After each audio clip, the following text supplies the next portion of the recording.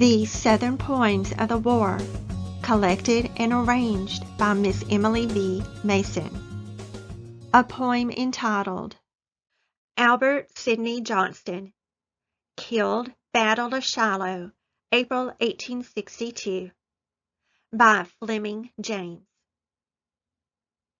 Mid dim and solemn forest, in the dawning chill and gray, over dank, unrustling leaves, or through the stiff and sodden clay, with never a fife or bugle, or mutter of rumbling drum, with shivering forms and solemn souls the Southern soldiers come, their long lines vanishing in mist as onward they are sweeping, with step as silent as the dawn's to where the foe is sleeping. Hark! A challenge! Halt! The expected shot, and then a dozen more, like pebbles pattering down the steep, the avalanche before. And then a rush, and then a yell, and then a blinding glare, and then a crash to lift the feet, resounding everywhere. Now vanish chill and solemn thoughts, now burns the frenzied blood. The tottering tents toss to and fro upon the driving flood, and the campfires flash and darken fast beneath the masses' tread. Now smoke behind in scattered brands mid wounded men and dead, and forward crowd the fugitives in panic-driven race. In vain, in bush, ravine, and brake, they hunt a hiding place. For still that long line onward sweeps, unbroken far and near, as War himself, with pinions bowed, were screaming in their rear. But far beyond the panic's reach, the foe is forming fast, and in our path stands rank on rank of long battalions massed. Now, Southern soldiers, nerve your hearts and gather up your strength. The time of trial waited for you is come to you at length. Remember how you left your homes, that cruel parting men, and all the weary months of toil and suffering since then. Now remember, ye refugees, your olden homes that be by Cumberland's green waters or the crystal Tennessee, and your waiting wives and sisters, and your children at their play, or your homeless, helpless wanderers, how many, who can say? 2 chimneys tall and a crumbling wall are all the home I have, and all I love are on the world or sheltered in the grave. If ever you have thought to fight because our cause is just, and in the God of battles, boys, have put the freeman's trust, and if ever you have dreamed of home and prayed to set it free, oh, pray today and fight today for Southern liberty, for Southern rights and Southern homes and Southern liberty. Now 100 pieces open and their shrieking missiles pour, and full 10,000 muskets flash and mingle in the roar, till the cannon's boom is swallowed in the din of musketry, as the booming of the ocean when the thunders crash on high. But momently our laboring lines are charging o'er the field, and forcing back the stubborn ranks which only inches yield. For at every fence they rally and oppose our surging flood, till their dead lie heaped before us wherever they have stood. Here a Southern regiment is matched against a full brigade, not 100 yards apart in open field arrayed, and a brook halfway between them through a copse of willow glides. There's not a rock, fence, log, or tree to shelter ours besides. But stubbornly, undauntedly, with ne'er a cheer or shout, With hands too busy for their lips, they deal their volleys out. Oh, unavailing courage, how the bullets beat ye down! I fear, ye gallant Southrons, ye can never hold your own. But the colonel passes down the lines. In clear and steady voice he tells, the orders come at last, 'tis bayonets, my boys. And their eyes exchange their lightnings, and their hearts exchange a thrill.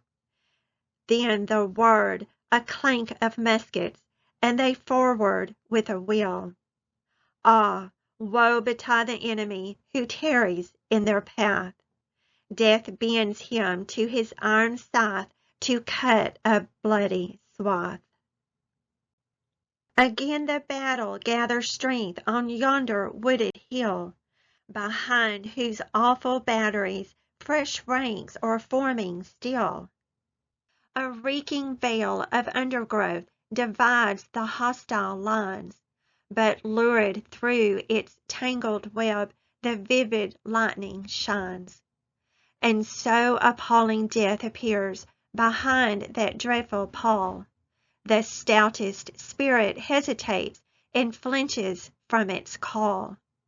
Now who will pierce that curtain dire and meet the battle's brunt, before their armies gather there and burst upon our front?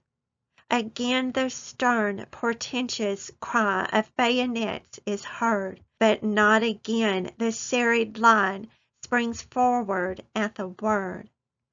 Behind the trees, as skirmishers, the cowering soldiers hide, and from afar the harmless trade of musket balls is plied. In vain their leaders shout, they cannot make them stir, but perish singly in the land with scarce a follower. But hark! A sound of hoofs behind, a clang of sabres loud. I see a squad of mighty men go by me like a cloud. As the immortals rode to war when Hector fought for Troy, these ride as if immortals too, inspired with awful joy. Before them rides their leader, with a form that fills the air. So does his bearing fill their eyes, as if a god were there. Look how he rides to battle with a glory on his brow, as if prophetic glory held her laurels o'er it now. They are riding to the rescue. It is Johnston rides before. God grant they be in time to turn the battle's tide once more. I hear their shoutings in the din. I hear the cries to form. I see a stiffening battle line take shape within the swarm.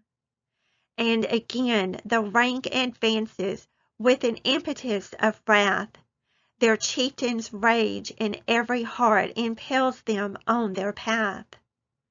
1,000 rifles leveled low, but every rifle dumb, the beating of 1,000 feet upon a monster drum.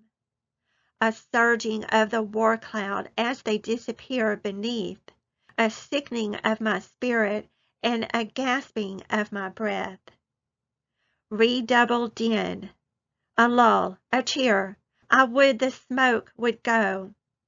Oh, see our swooping battle flags, oh, see the fleeing foe.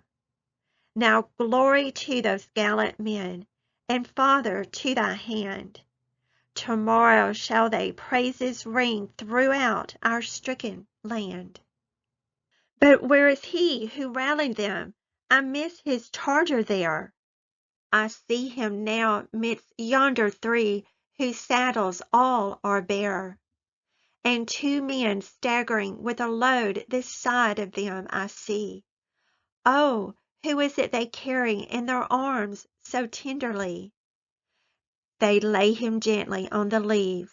Ah, well I know him now.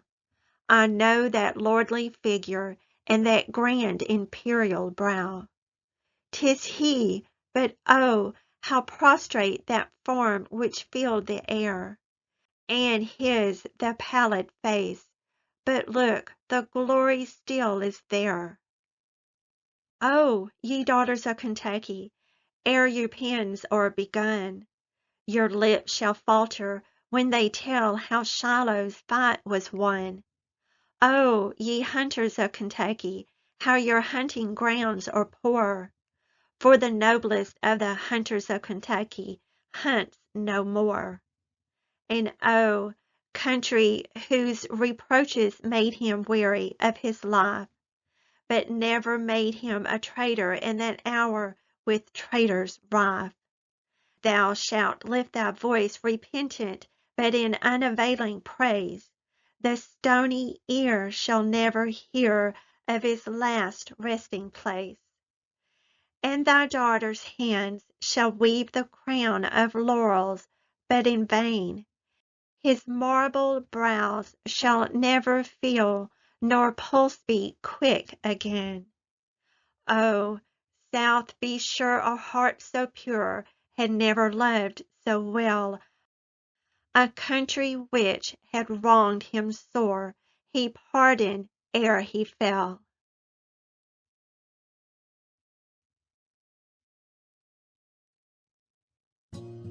About the author. Unfortunately, I could find no information on Fleming, Jane.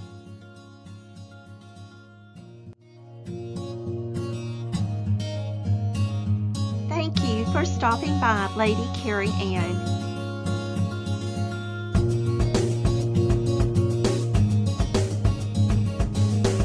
Please subscribe, like, and share.